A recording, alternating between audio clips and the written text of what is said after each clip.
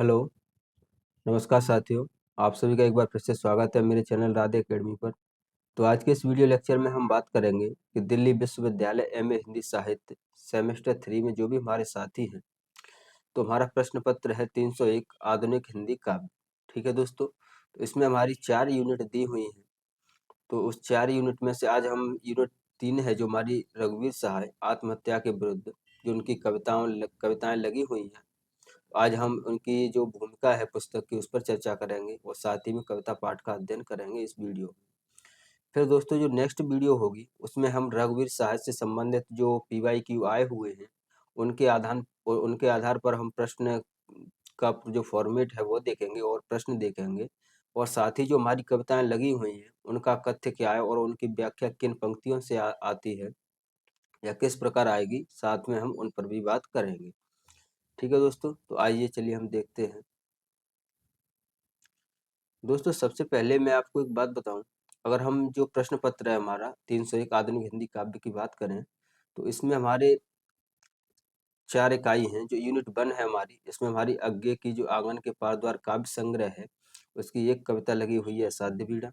फिर हमारी जो यूनिट 2 है उसमें है हमारे शमशेर। ठीक है, जो शमशेर कवि हैं शमशेर बहादुर सिंह, उनकी जो कविताओं का संकलन किया है नामवर सिंह जी ने, उस पुस्तक में से काव्य संग्रह में से हमें 5 जो कविताएं हैं वो हमारे सिलेबस में संकलित हैं, जिनमें से पहली कविता है कि हार हार समझा में, यहाँ समझा हुआ, हार हार समझा में चुका भी हूँ मैं नहीं जीवन की कमान सींग और नाखून और राग। ठीक है दोस्तों, ये कविताएं हैं। फिर जो हमारी यूनिट 3 है उसमें है हमारे रघुवीर सहाय, उनका काव्य संग्रह है आत्महत्या के विरुद्ध।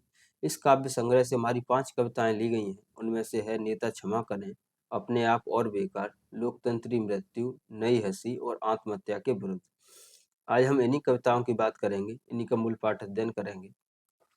फिर जो हमारी यूनिट 4 है वह है नागार्जुन के ऊपर। ठीक है दोस्तों, तो नागार्जुन की कविताओं का संकलन जो नामवर सिंह जी ने किया है, तो उनमें से जो 5 कविताएं हैं, प्रतिबद्ध हूँ, बादल को गिरते देखा है, बहुत दिनों के बाद, प्रीत का बयान, अकाल और उसके बाद, तो ये कविताएं दी हुई हैं। ठीक है दोस्तों, तो ये आदिकालीन जो हमारा आधुनिक हिंदी काव्य में जो हमारे सिलेबस में लगा हुआ है पेपर, तो उसमें इन्हीं का हम अध्ययन करेंगे। तो आइए चलिए आज के जो हमारी यूनिट 3 है रघुवीर सहाय आत्महत्या के विरुद्ध, आज हम इस पर बात करते हैं। तो दोस्तों कविताओं पर पहुंचने से पहले हम पहले रघुवीर सहाय जी के बारे में जानेंगे कि रघुवीर सहाय जी कौन थे, वह किस समय के थे, उनके समय में क्या परिस्थितियां रहीं, उनकी बात करेंगे। फिर हम जो उनका काव्य संग्रह है आत्महत्या के विरुद्ध, इसकी बात करेंगे। साथ ही उसमें जो इस पुस्तक में उन्होंने जो भूमिका दी हुई है, अपना वक्तव्य दिया हुआ है, उनकी उसकी हम चर्चा करेंगे, उसको देखेंगे। फिर हम कविताओं का अध्ययन करेंगे। ठीक है, तो रघुवीर साहब के संबंध में देखिए कि नई कविता के प्रखर स्वर रघुवीर सहाय का जन्म 9 दिसंबर 1929 लखनऊ में हुआ। ठीक है, तो यहाँ से आप इन तथ्यों को ध्यान रखना दोस्तों कि सबसे पहले तो जो रघुवीर सहाय हैं उनका नाम नई कविता के संदर्भ में आता है और साथ ही दूसरा सप्तक के संबंध में आता है। तो नई कविता के ये कवि हैं। इनका जन्म की बात करें तो 9 दिसंबर 1929 में इनका जन्म हुआ लखनऊ में। ठीक है, आरंभिक शिक्षा दीक्षा के बाद परास्नातक अंग्रेजी साहित्य में लखनऊ विश्वविद्यालय से किया। देखिए दोस्तों, जो इनकी जो एमए है वो परास्नातक यानी अंग्रेजी से है। ठीक है, और इन्होंने काम किया है हिंदी साहित्य में, तो आप देख लीजिए। आकाशवाणी, नवभारत टाइम्स, दिनमान, प्रतीक, कल्पना, वाक आदि पत्रों के साथ पत्रकारिता, साहित्यिक पत्रकारिता और संपादन से संबंध रहे।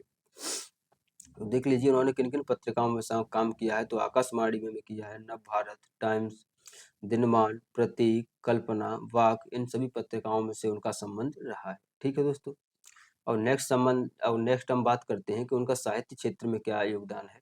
तो उसे देखिए कि कविताओं में उनका प्रवेश दूसरा सप्तक के साथ हुआ, यानी जब अज्ञे का जब दूसरा सप्तक निकलता है तो दूसरे सप्तक के साथ ही उनका कविताओं की दुनिया में प्रवेश होता है। ठीक है दोस्तों, वह समकालीन हिंदी कविता के संवेदनशील नागर चेहरा कहे जाते थे, यानी उन्हें उस समय जो कविता चल रही थी तो उसमें उन्हें नागर कवि के नाम से जाना जाता था। उनका सौंदर्य शास्त्र खबरों का सौंदर्य शास्त्र है। एक मिनट दोस्तों।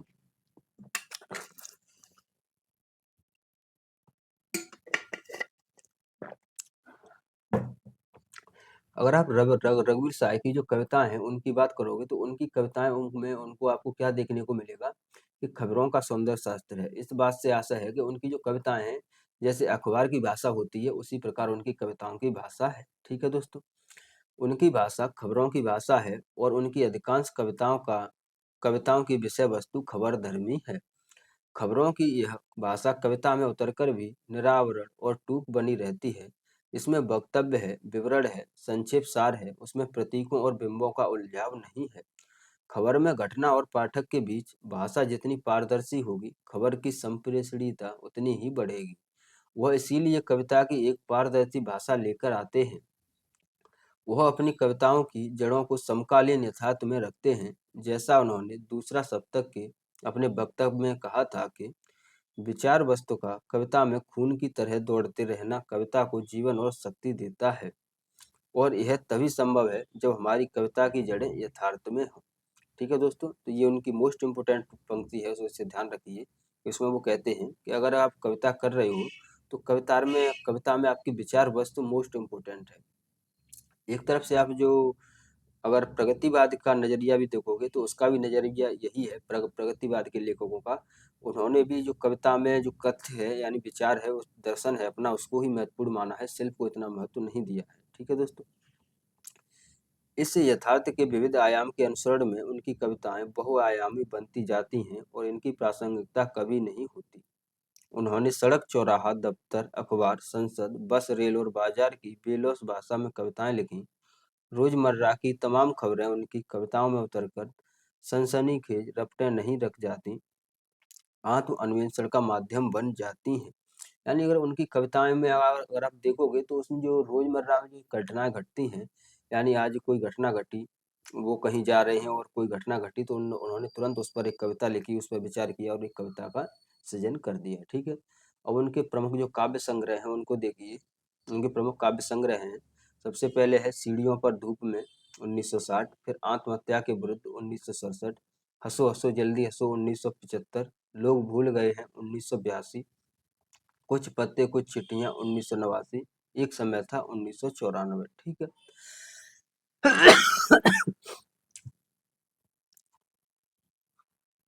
अब हम बात करते हैं कि जो आत्महत्या के विरुद्ध उनका कविता संग्रह निकलता है 1967 में। तो दोस्तों सबसे पहले जो 1967 का समय है, अगर आप इस समय की बात करोगे तो भारतीय राजनीति में ये समय बहुत ही महत्वपूर्ण है। इंदिरा गांधी के शासन काल के समय का ये टाइम है। इंदिरा गांधी शासन में आने ही वाली थी।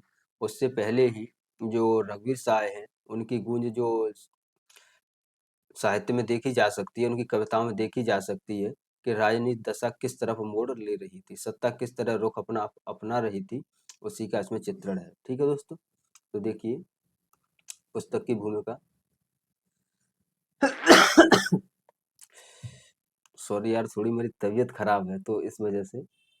देखिए कि अक्सर मुझे यह एहसास, एक तीखा एहसास साहित्य के बारे में दोबारा सोचने को मजबूर करता है कि आज हम यानी साहित्यकार अपनी उस खास दुनिया से बेगाने नहीं होते जा रहे हैं जिसमें रहकर हम दुनिया वालों की दुनिया में एक खास ढंग से हिस्सा लेते और फिर एक खास ढंग से ही उससे अलग हो जाते हैं। यानी सबसे पहले वो जो साहित्यकारों हैं उनकी बात करते हैं कि अक्सर मुझे एक तीखा एहसास साहित्य के बारे में दोबारा सोचने को मजबूर करता है कि क्या आज हम यानी साहित्यकार अपनी उस यहाँ से देखिए अपनी उस एक खास दुनिया से बेगाने नहीं होते जा रहे हैं जिसमें रहकर हम दुनिया वालों की दुनिया में एक खास ढंग से हिस्सा लेते हैं और फिर एक खास ढंग से ही उससे अलग हो जाते हैं। वह हमारी खास दुनिया या तो नकली उदासीनता से या सतही दिलचस्पी से कमोबेश छिन्न भिन्न हो चली है। अगर कोई चीज उसे संभाले हुए है तो वह यह जिद है कि साहित्य की आज भी अपनी एक दुनिया है और साहित्यकार की अपनी एक जिंदगी। ठीक है दोस्तों, नेक्स्ट देखिए कि मैं कहानी, कविता या नाटक में बांटकर एक सवाल को आसान नहीं बनाना चाहता, लेकिन इतना जरूर कहना चाहता हूँ कि तीनों में शब्द के तीन तरह के इस्तेमाल की वजह से रचना की मुश्किलें हमें तीन तरफ को ओर ले जाती हैं। यानी सबसे पहले वो साहित्य पर बात करते हैं तो उसमें सिर्फ वो कविता को ही नहीं रखते हैं, कविता के साथ साथ उन्होंने कहानी है, नाटक है, वो संपूर्ण साहित्य पर विचार करते हुए कहते हैं कि हम जो रचना कर रहे हैं उसमें क्या-क्या मुश्किलें हैं। तो उन्होंने 3 तरह की जो शब्दों की मुश्किलें आती हैं, यानी जो अर्थ निकलता है उसकी बात करते हैं। तो वो देखिए, रचना से गुजर कर भले ही हम उसी एक मुश्किल पर आ जाते हों जिसका मैंने शुरू में जिक्र किया है। पहले हम उस दूसरी दुनिया को देखें जिससे हम पहले से ज्यादा रहना पड़ रहा है, लेकिन जिससे हम न लगाव साध पा रहे हैं न अलगाव। लोकतंत्र बहुत मोटे तौर पर लोकतंत्र ने हमें इंसान की शानदार जिंदगी और कुत्ते की मौत के बीच चांप लिया है। दोस्तों, रघुवीर सहाय की जो सबसे बड़ी समस्या है वो लोकतंत्र को लेकर है, यानी सत्ता पक्ष को लेकर है, कि जो सत्ता पक्ष में जो लोग हैं वह किस किस प्रकार जनता का निरादर कर रहे हैं, उनकी बातें नहीं सुन रहे हैं, जो सरकार जो सेवाएं देती है उनका उपयोग सही से नहीं करवा रहे हैं। तो उसी बात को वो देखते हैं। तो देखिए इस कोटेशन को, ये उनकी बहुत महत्वपूर्ण पंक्ति है कि बहुत मोटे तौर पर लोकतंत्र ने हमें इंसान की शानदार जिंदगी और कुत्ते की मौत के बीच चांप लिया है।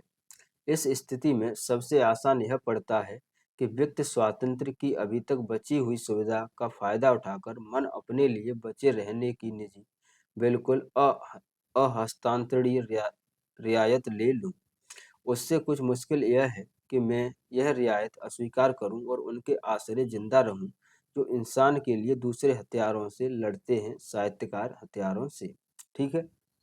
तो वो कहते हैं कि इन सभी जो व्यक्ति की स्वातंत्र है इसकी रक्षा के लिए मैं क्या कर सकता हूँ। मैं लेखक हूँ तो मैं हथियार तो नहीं उठा सकता, यानी जो आधुनिक जो लड़ाई वाले हथियार होते हैं और उनको तो मैं नहीं उठा सकता, लेकिन जो मेरे पास हथियार है या जो मेरे समकक्ष जो मेरे साथी हैं उनके पास जो हथियार है वह कौन सा है, तो वो साहित्य अधिकार है। ठीक है दोस्तों, यानी वो साहित्येतर हथियार की बात करते हैं।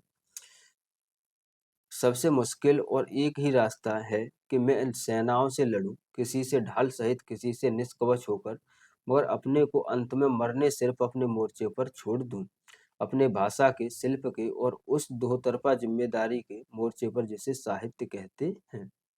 विराट भीड़ों के समाज को बदलने का आज सिर्फ एक साधन है, वह है उस सत्ता का उपयोग जो समुदाय का एक एक व्यक्ति अलग अलग निर्णयों से कुछ हाथों में देता है। सरकार जो राज्य की प्रतिनिधि है, जो समाज की प्रतिनिधि है, जैसी भी वह हो सकती है, अधूरी, तूती, नकली, मिलावटी, मूर्ख, अकेला कारगर साधन भीड़ के हाथों में है। मैं इस साधन के अधिक से अधिक इस्तेमाल के लिए लड़े बिना नहीं रह सकता, लेकिन इसके मायने यह नहीं कि मैं भीड़ का कायल हूँ। ठीक है। नेक्स्ट देखिए कि मैं बदमाशों, गधों, आधे पागलों और मक्कारों के लिए एक जिम्मेदारी महसूस करता हूँ, पर मैं जो कुछ रचता हूँ सिर्फ अपनी जिम्मेदारी पर रचता हूँ या फिर नहीं रचता। फिलहाल अपने को रचने योग्य बनाने में लगा रहता हूँ। ठीक है। नेक्स्ट देखिए कि इस तरह कह देने में यह संकट सुलझ जाता है, सनद ही नहीं रहता। जैसा कि व्याख्या करने से हर संकट के साथ समाधान होवेगा, लेकिन करने में यही संकट है जो मेरा आज का संकट है। राजनीति की ओर मेरा यही रवैया है, संकटकालीन रवैया कह लीजिए, कि वह बहुत जरूरी है या वह फिजूल है। यानी जो राजनीति की तरफ वो बात करते हुए कहते हैं, तो वो कहते हैं कि राजनीति की तरफ मेरा एक ही जो रवैया है या नजरिया है कि या तो वह मेरे लिए बहुत जरूरी है, यानी मैं उसमें हस्तक्षेप करूं, या फिर मैं उसमें हस्तक्षेप बिल्कुल भी ना करूं, उसे फिजूल समझ के छोड़ दूं। ठीक है। दोनों फतवे संकट से भागने के बहाने हैं, अपनी उस कला परंपरा के लिए जिससे मैं अपनी एक मूर्ति बनाता हूँ और ढाता हूँ, और आप कहते हैं कि कविता की है। यानी वो कह रहे हैं कि इन दोनों जो परंपराओं से मैं भाग रहा हूँ या इनका जो फतवा जारी कर रहा हूँ, इसमें सिर्फ मेरा एक ही मत है कि मैं जो वो मूर्ति बनाने की बात जो कह रहे हैं कि मैं एक मूर्ति बनाता हूँ, वह दरअसल कविता लिखने की बात कर रहे हैं।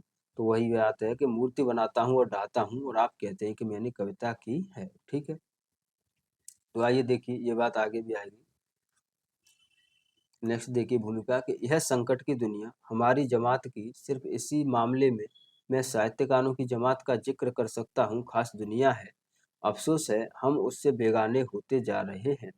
यानी जो अपनी दुनिया की बात करते हैं तो उनकी दुनिया में तो जो साहित्यकार हैं वही आएंगे, क्योंकि उनका वर्ग तो साहित्यकारों का है। एक मिनट दोस्तों।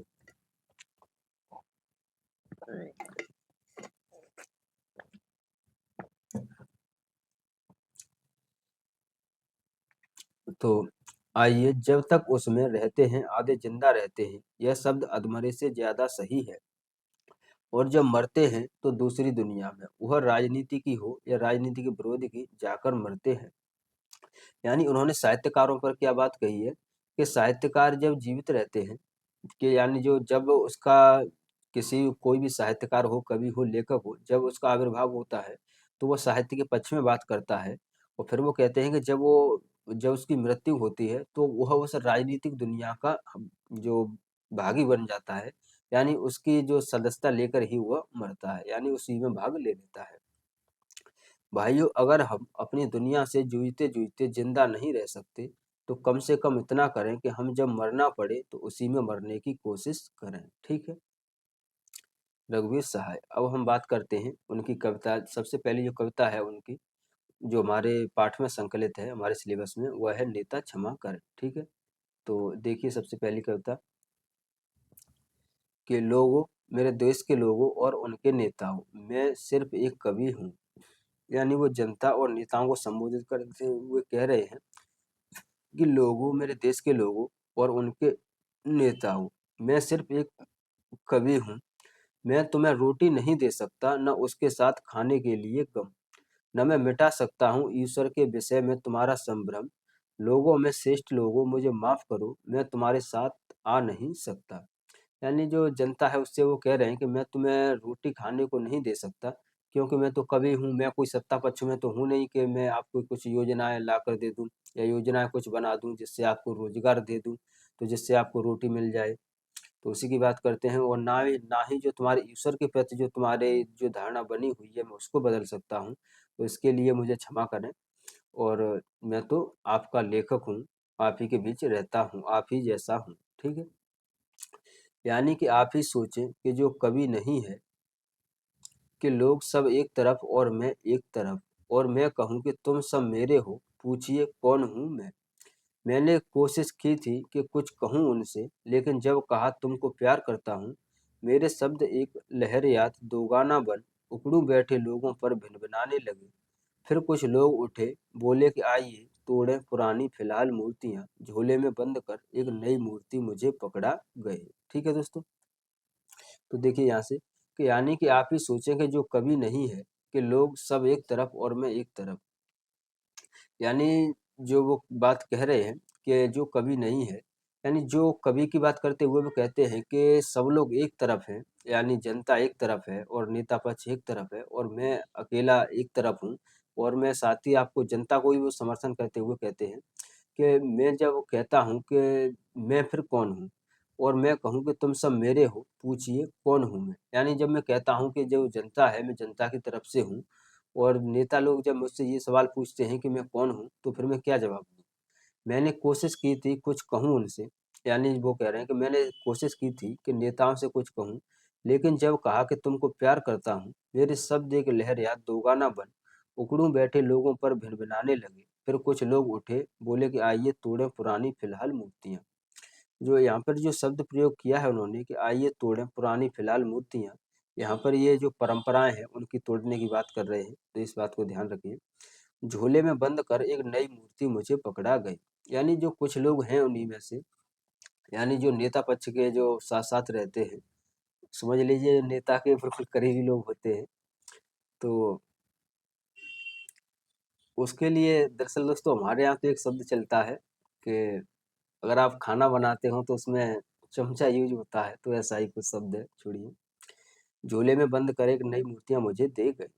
यानी कि आप ही देखें कि जो कवि नहीं है, अपनी एक मूर्ति बनाता हूँ और ढहाता हूँ, और आप कहते हैं कि कविता की है, क्या मुझे दूसरों को तोड़ने की फुर्सत है। ठीक है। तो हमने जो नेता क्षमा करें वो कविता देखी। अब हमारी नेक्स्ट कविता है, वह है अपने आप और बेकार। तो देखिए इस कविता को कि यही मेरे लोग हैं, यही मेरा देश है, इसी में रहता हूँ, इन्हीं से कहता हूँ अपने आप और बेकार। यानी यही मेरा देश है, यही मेरे लोग हैं, इन्हीं के बीच में मैं रहता हूँ और इन्हीं लोगों से कहता हूँ, क्योंकि मेरा ये फर्ज है मैं इन्हीं लोगों से कहूँ या इनके बारे की सोचूं, अपने आप और बेकार। लोग लोग लोग चारों तरफ हैं मगर तमाम लोग खुश और असहाय, उनके बीच में सहता हूँ उनका दुख, अपने आप और बेकार। ठीक है दोस्तों। तो इस कविता को समझने के लिए दोस्तों ऐसे इस प्रकार से समझिए कि लोग लोग लोग चारों तरफ हैं तमाम लोग, खुश और असहाय। ठीक है, यानी चारों तरफ लोग हैं, कुछ कुछ लोग खुश हैं, कुछ लोग असहाय हैं। फिर वो कहते हैं कि उनके बीच में सहता हूँ उनका दुख। ठीक है, यानी उनके बीच में ही रहता हूँ और उनके दुख सहता हूँ, उनकी जो बातें हैं उनको मैं सुनता हूँ तो बड़ा दुख होता है अपने आप और बेकार। फिर नेक्स्ट देखिए कि देश की व्यवस्था का विराट वैभव व्याप्त है चारों ओर, एक कोने में दुबक ही तो सकता हूँ। सब लोग जो कुछ रचते हैं उसमें केवल अपना मत नहीं ही दे सकता हूँ। वही मैं करता हूँ, किसी से नहीं डरता हूँ, अपने आप और बेकार। यानी वो कहते हैं कि जो देश की व्यवस्था है, जो वैभव व्यवस्था है, विराट वैभव व्यवस्था को वो संबोधन करते हैं कि जो देश की व्यवस्था है विराट वैभव व्याप्त है चारों ओर, उसमें मैं एक कोने में दुबक ही तो सकता हूँ, यानी छिप ही तो सकता हूँ। सब लोग जो कुछ रचते हैं उसमें मैं अपना मत ही तो दे सकता हूँ और क्या कर सकता हूँ। आपके लिए कम से कम जो नेता पक्ष हैं, यानी जो सत्ता पक्ष हैं, लोग जो सत्ता में लोग हैं, उनसे मैं सिर्फ यही तो कह सकता हूँ कि आप ऐसी योजनाएं लेकर आइए, ये काम करिए जिससे इन लोगों का भला हो, यहाँ पर समस्या है, मैं सिर्फ इतना ही तो कर सकता हूँ। तो यही बात उन्होंने इस कविता में कही है। ठीक है, और नेक्स्ट कविता देखिए, वो है लोकतंत्री मृत्यु। कि दिल्ली के बसंत का वह एक विशेष दिन था, गर्मी थी और हवा थी जो धूप को उड़ाए लिए जाती है। मौलसरी के बड़े से पेड़ तले छांव का छितरा हुआ घेरा था। सामने लहराते 1000 फूलों के रंग से डरकर सिमटे हुए लोग उसमें बैठे थे, मृत्यु की खबर की प्रतीक्षा में। यानी दोस्तों ये एक घटना के दिन का सीन है। तो इस ये आप सीन भी समझ लीजिए, क्योंकि अगर आप इसको देखोगे तो बिंब आपके दिमाग में बनने लगेगा कि दिल्ली के बसंत का एक विशेष दिन था, यानी बसंत ऋतु है और दिल्ली में एक विशेष दिन था। ठीक है, गर्मी थी, हवा थी जो धूप को उड़ाए लिए जाती थी। मौलसरी के बड़े से पेड़ तले छांव का छितरा हुआ घेरा था, यानी कोई पेड़ होगा उसकी छांव आ रही होगी तो उसी छांव की बात करते हैं। सामने लहराते 1000 फूलों के रंग से डरकर सिमटे हुए लोग उसमें बैठे हैं, यानी उसी पेड़ की छाया में कुछ लोग बैठे हुए हैं, मृत्यु की खबर की प्रतीक्षा में।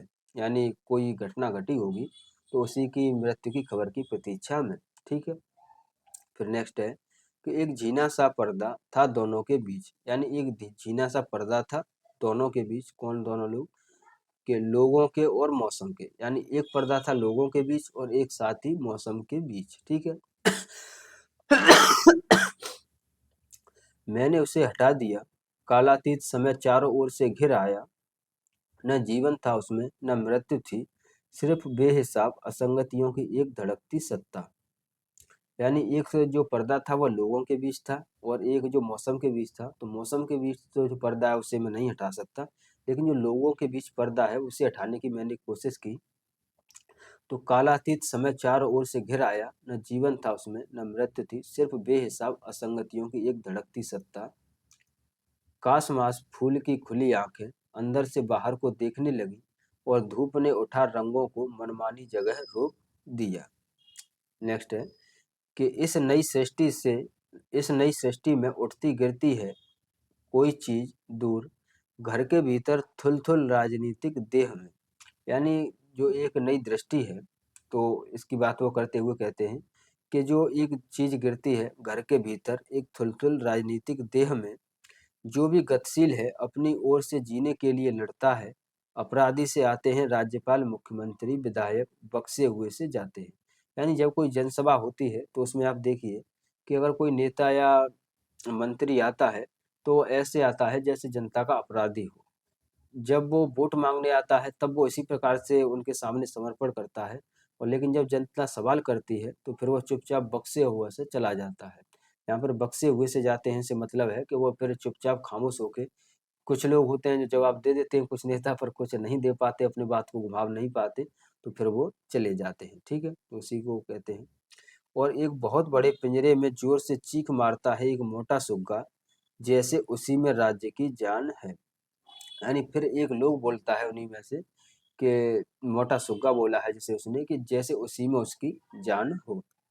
राजा मरेगा, बजेगा इतिहास में नगाड़ा, पर यहाँ कुछ भी सुनाई नहीं देगा मैदान में। सचिव जो देंगे जब लिख कर के सूचना, कहेंगे कि तोता गुजर गया उसकी जान में। यानी जब अंत में जो राजा है, यानी जो सत्ताधीश में जो मुख्यमंत्री या कोई विधायक है, जब वो मरेगा तो सूचना सिर्फ सचिव यही देंगे कि जो अपने देश की जान थी वह निकल गई, यानी उस नेता से ही देश चल रहा था। ठीक है। और नेक्स्ट है कविता, वह देखिए, वह है नई हंसी। ये नई हंसी बहुत ही अच्छी कविता है। आइए देखते हैं कि महासंघ का मोटा अध्यक्ष, यानी कोई महासंघ है, यानी किसी का अध्यक्ष मान लीजिए कोई, धरा हुआ गद्दी पर खुजलाता है उपस्थ सर नहीं। यानी वो बैठा हुआ है गद्दी पर और वो सर नहीं खुजला रहा है। उपस्थ बोले तो आप कुछ भी समझ लीजिए, उपस्थ जो समझ लिए अपनी कमर को खुजला रहा है। हर सवाल का उत्तर देने से पेशतर 20 बड़े अखबारों के प्रतिनिधि प्रतिनिधि पूछें 25 बार क्या हुआ समाजवाद। यानी ये कॉन्फ्रेंस हो रही है, उसमें जो पार्टी का अध्यक्ष है वो बैठा हुआ है और साथ ही जो अखबारी लोग हैं, यानी जो समाचार पत्रिका के लोग हैं, वह पूछ रहे हैं कि क्या हुआ, जो आप समाजवाद समाजवाद चिल्ला रहे थे तो उनका क्या हुआ, आप किस प्रकार काम कर रहे हैं। तो उनसे जब सवाल पूछते हैं तो फिर देखिए कि कहे महासंघपति 25 बार हम करेंगे विचार, आंख मारकर 25 बार वह हंसे, वह 25 बार हंसे बीच अखबार। यानी फिर जो जो संघपति है तो वो आंख मारकर हंसता है, यानी जो पत्रकार हैं वो सवाल पूछ रहे हैं और उनसे कह रहा है कि कोई नहीं, हम विचार करेंगे, और साथ में हंस भी रहा है आंख मारकर। और फिर बाद में जो पत्रकार हैं और वो भी हंसने लगते हैं उसी की हंसी में। तो उसी की बात करते हुए कहते हैं, नेक्स्ट पंक्ति है कि एक नई ही तरह की हंसी यह है, पहले भारत में सामूहिक हास्य परिहास तो नहीं ही था, जो आंख से आंख मिला हंस लेते थे। इसमें सब लोग दाएं बाएं झांकते हैं और यह मुंह फाड़कर हंसी जाती है। राष्ट्र को महासंघ का यह संदेश है, जब मिलो तिवारी से हंसो क्योंकि तुम भी तिवारी हो, जब मिलो शर्मा से हंसो क्योंकि वह भी तिवारी है, जब मिलो मुसद्दी से तो खिसियाओ, जात पात से परे रिश्ता अटूट है राष्ट्रीय झेप का। यानी जो जो जनता के सेवक हैं, यानी नेता हैं, जो महासंघ का अध्यक्ष है, उसी की बात करते हुए कहते हैं कि अंत में वो यह संदेश दे के जाता है कि जब तिवारी से मिलो, देखो इसमें आपको जातिगत जो शब्द हैं उनकी वो व्याख्या करते हुए कहते हैं, बताते हुए कहते हैं, जब आप तिवारी से मिलो तो तुम उस पर हंसो क्योंकि तुम भी तिवारी हो, जब आप शर्मा से मिलो तो उससे उसके साथ भी हंसो क्योंकि वह तिवारी है, लेकिन जब आप मुसद्दी से मिलो, और आप नामों में अंतर देखेंगे, तिवारी शर्मा और फिर मुसद्दी, तो जब आप मुसद्दी से मिलो तो खिसियाओ, जात पात से परे रिश्ता अटूट है राष्ट्रीय झेप का। ठीक है। यानी इतनी सी बात में उन्होंने ये मना तो कर रहे हैं लेकिन साथ ही उसका समर्थन भी कर रहे हैं। अब नेक्स्ट कविता है वह है आत्महत्या के विरुद्ध। तो उसे देखिए कि समय आ गया है जब तक कहता है संपादकी, हर बार 10 बरस पहले मैं कह चुका होता हूँ कि समय आ गया है। एक गरीबी, वो भी पीली रोशनी, बीबी रोशनी, धुआं, जाला, यमन, हारमोनियम, अदृश्य, डब्बा बंद शोर, गाती गला भीज आकाशवाणी, अंत में टढ़ंग। तो ये एक घर का दृश्य है दोस्तों। घर का दृश्य को उन्होंने किस प्रकार से लिया है कि समय आ गया है जब तब कहता है संपादकीय, हर बार 10 बरस पहले मैं कह चुका होता हूँ कि समय आ गया है। यानी जो अब संपादक लोग कह रहे हैं कि अब जो समय आ गया है, तो ये बात मैं पहले ही कह चुका हूँ। यानी जो लोकतंत्र की मृत्यु है, यानी आत्महत्या के विरुद्ध की संबंध में लीजिए कि लोकतंत्र की मृत्यु है, यानी लोकतंत्र की आत्महत्या है। तो उसी संबंध में वो कहते हैं कि जब ये आज संपादकीय लोग कह रहे हैं कि आत्महत्या मर जो हमारा लोकतंत्र है उसकी हत्या हो रही है या वह आत्महत्या कर रहा है, तो उसी की तरफ वो कहते हैं कि जब ये संपादक लोग अब कह रहे हैं लेकिन मैं इससे पहले ही कह चुका था। अब जैसे देखिए कि एक गरीबी, यानी किसी घर की ये पूरा दृश्य है, उसे देखिए कि एक गरीबी, ऊबी, पीली रोशनी, बीबी रोशनी, धुंध, जाला, यमन, हारमोनियम, अदृश्य, डब्बा बंद शोर, गाती गला भीज आकाशवाणी, अंत में टड़ंग।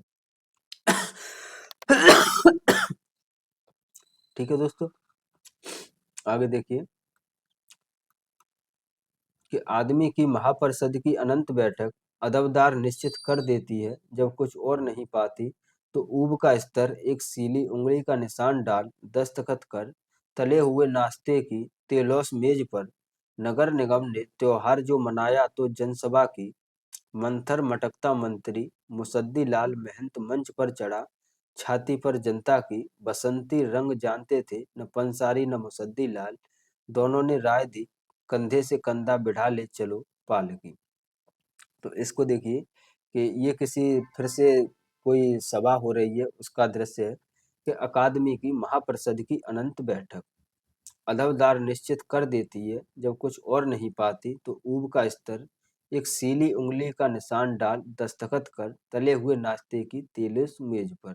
यानी कोई वो कॉन्फ्रेंस हो रही है, यानी कोई वक्तव्य हो रहा है, तो उसमें सभी नेतागण बैठे हुए हैं, तो वो लोग ऊब रहे हैं उससे, यानी वो उन्हें ये सब विचारों का जो विचारों पे जिन पर चर्चा करनी चाहिए जिस पर वो ऊब रहे हैं, तो उसी का दृश्य है कि नगर निगम ने त्योहार जो मनाया तो जनसभा की, यानी जो नगर निगम ने त्योहार मनाया तो उसने जनसभा की मंथर मटकता मंत्री मुसद्दी लाल महंत मंच पर चढ़ा छाती पर जनता की। यानी अगर आप इन पंक्तियों को देखें तो इसमें देखिए ये बात किस प्रकार है कि जब नगर निगम ने अपना त्योहार मनाया है तो समझ लिए कि जनसभा की है उन्होंने, यानी उनके लिए त्योहार मनाना जनसभा है। और मंथर मटकता मंत्री मुसद्दी लाल महंत मंच पर चढ़ा, यानी जैसे ही जो मुसद्दी लाल है वो मंच पर चढ़ता है, यानी कोई व्यक्ति समझ लीजिए कि वो मंच पर चढ़ता है तो मंच पर नहीं चढ़ता, छाती पर जनता की, यानी वो जनता की छाती पर चढ़ता है।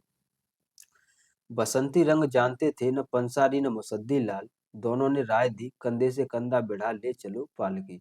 यानी जो बसंती रंग है उसे वह दोनों नहीं जानते हैं और कहते हैं कि कंधा से कंधा मिलाकर इसे ले चलो।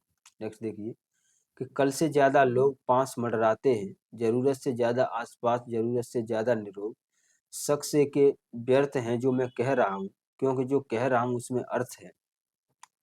कल मैंने उसे देखा लाखों चेहरों में एक वह चेहरा, कुढ़ता हुआ और उलझा हुआ वह उदास कितना बोधा, वही था नाटक का मुख्य पात्र, पर उसकी ठस पीठ पर मैं हाथ न रख सका, वह बहुत चिकनी थी।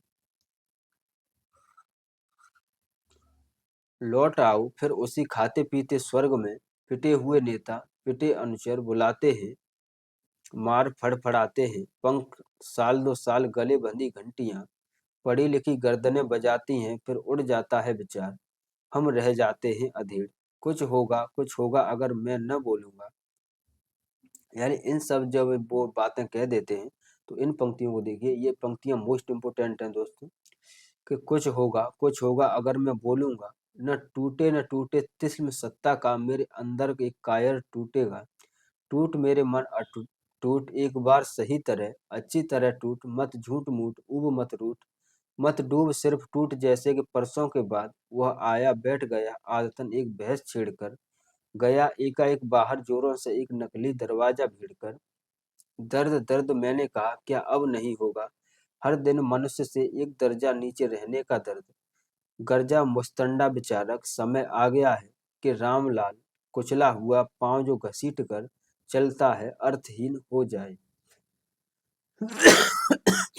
यानी जब वो इन पंक्तियों की बात करते हैं कि कुछ होगा अगर मैं बोलूंगा, न टूटे तिल्स्म सत्ता का मेरे अंदर का एक कायर ही टूटेगा, तो उसमें वो कहते हैं कि अगर मैं कुछ भी न बोलूंगा सत्ता के पक्ष में तो उससे क्या होगा, अगर मैं कुछ बोलूंगा तो उससे कुछ तो कुछ होगा ही, भले परिवर्तन ना हो, कम से कम मेरे मन में तो शांति होगी कि मैंने वह चीज बोली या उन समस्याओं को उठाया। ठीक है, नेक्स्ट देखिए कि छुओ मेरे बच्चे का मुंह, यहाँ पर एक और दृश्य है, यहाँ पर एक कोई बच्चा है किसी का, तो उसी का उन्होंने दृश्य लिया है कि छुओ मेरे बच्चे का मुंह, गाल नहीं जैसा विज्ञापन में छपा, होठ नहीं मुंह, पता चला जान का शोर डर कोई लगा, नहीं बोला मेरा भाई मुझे पांव तले रौंद कर अंग्रेजी।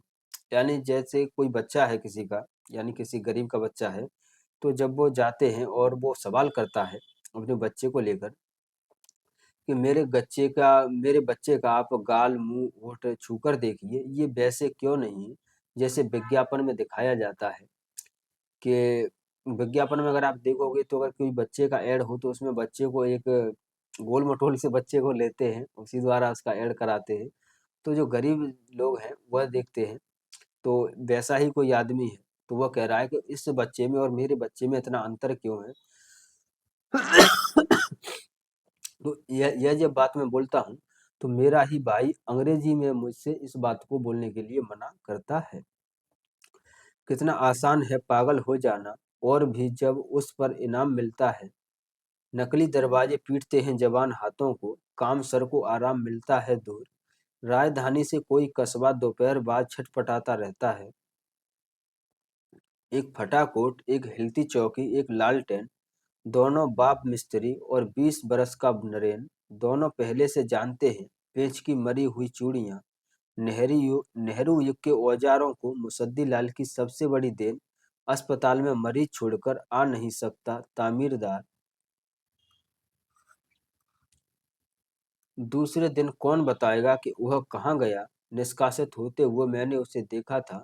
जयपुर अधिवेशन जब समेटा जा रहा था, जो मजूर लगे हुए थे कुर्सी ढोने में, उन्होंने देखा एक कोने में बैठा है अजय, अपमानित। वह उसे छोड़ गई कुर्सी को, सन्नाटा छा गया। कितना आसान है नाम लिख लेना, मरते मनुष्य के बारे में क्या करूं मरते मनुष्य का। अंतरंग परिषद से पूछकर तय करना कितना आसान है। कितनी दिलचस्प है नेहरू की, आसंदा पाटिल की भर्त्सना की कथा।